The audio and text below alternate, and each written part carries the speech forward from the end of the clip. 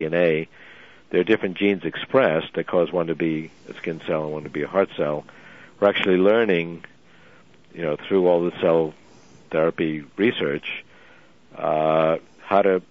these factors, which are peptides and short RNA molecules that control gene expression. And scientists have already succeeded in reprogramming one type of cell to turn itself into a different type of cell by manipulating these proteins in the cell body.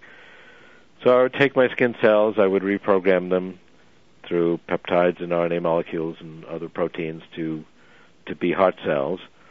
I would discard those that had DNA errors or correct the DNA errors. I would extend the telomeres, which is actually something that Hayflick was originally famous for. Right. And then multiply them in vitro and then re-inject them. And a good portion of those would ultimately work their way into my heart. And if you do this therapy repeatedly, every day, every week, after a year, my heart would now be 99% rejuvenated cells, and even if I were 70, I'd have the heart of when I was 20 or 25. And I will have corrected the DNA errors. So there are many ways to restore the integrity of a complex system. And yes, we do notice the sort of gradual blurring of the integrity of the information in a complex system if left to its own chaotic devices. But that's precisely what we're going to address. And of course, there's methodologies that we can use already that help to do that. Okay, good. So that I think kind of covers the first kind of part of this that I wanted to get into. I think that's really clear and completely mind-blowing. So that's great. Just to kind of move on into some other territory, because I think one thing I was thinking about in doing this is I think that for most of us, though, we may fear death, we may wish we didn't have to deal with it. Most people haven't taken the idea of immortality seriously in the way that you have and others have and are beginning to. And as a futurist, I know you've obviously thought about how this would transform human life and culture as well. Is it fair to say that this would be a change that with implications far beyond any change that has ever occurred in human history? Well, I think all the changes we're talking about certainly do represent a profound change. My next book, which will be out in September, The Singularity is Near, When Humans Transcend Biology, addresses the profound implications of these overlapping revolutions of genetics, nanotechnology, and robotics. Robotics really refers to strong AI, or artificial intelligence at or exceeding human levels, which sometimes go by the letters G and R. And one of the implications is radical life extension and really being able to overcome mortality. But there are other implications as well, and they're related to one another. We will gain control over the information processes not only in our bodies and brains, but also in our environment. Just to give you one small example, there are already feasibility designs showing that we could develop solar panels and nano-engineered fuel cells that could convert sunlight efficiently to meet all of our energy needs. If we converted 0.03%, that's 3 parts in 10,000 of the sunlight that falls in the earth, we could meet not only today's needs, but projected needs for 2030. And we can't do that today because solar panels are very expensive, inefficient, and heavy, but nano-engineered designs could be very inexpensive, lightweight, and efficient.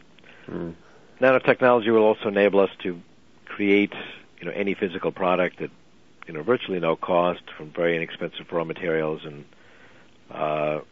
and information. And we're going to be able to vastly expand our intelligence by merging with our technology.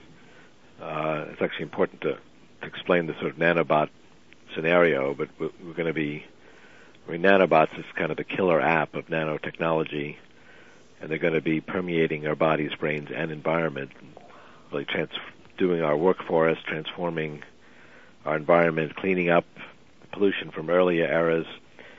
But most importantly, it will vastly expand human intelligence through this intimate merger of our biological intelligence with non-biological intelligence. And ultimately, the non-biological portion will be much more powerful. I mean, once it gets a foothold in our brains, and we've already passed that threshold, I mean, there are people who have neural implants today, and these things, start with compelling medical reasons. For example, neural implant that really replaces the cells that are destroyed by Parkinson's disease. Mm-hmm. The latest generation of which actually allows you to download new software for your neural implant from outside the patient. The important observation to make is that our biological thinking is essentially fixed. I mean, I estimate we have 10 to the 26 power calculations per second among all the human brains on Earth today. 50 years from now, that figure will be the same. It'll be 10 to the 26th power. It won't even hit 10 to the 27th. Whereas non-biological intelligence is at least doubling every year. In fact, there's a second level of exponential growth. And the crossover point is in the 2020s. And as you get to the 2030s, the non-biological portion will be more powerful and ultimately will be predominant. So that's part of the equation, and it's important, and it relates to longevity, because the reality in longevity of non-biological systems is different than for biological systems. Right now, the software of our lives, I mean, we have information in our brains. I estimate it to be thousands of trillions of bytes to sort of represent all of our memories and experiences and skills and just the whole state of our brain according to what's important. But that's software, and that software is sort of inextricably tied up with our hardware. So when the hardware of our brain crashes, the software dies with it, and our whole concept of life and death has those intertwined, and they're not separable.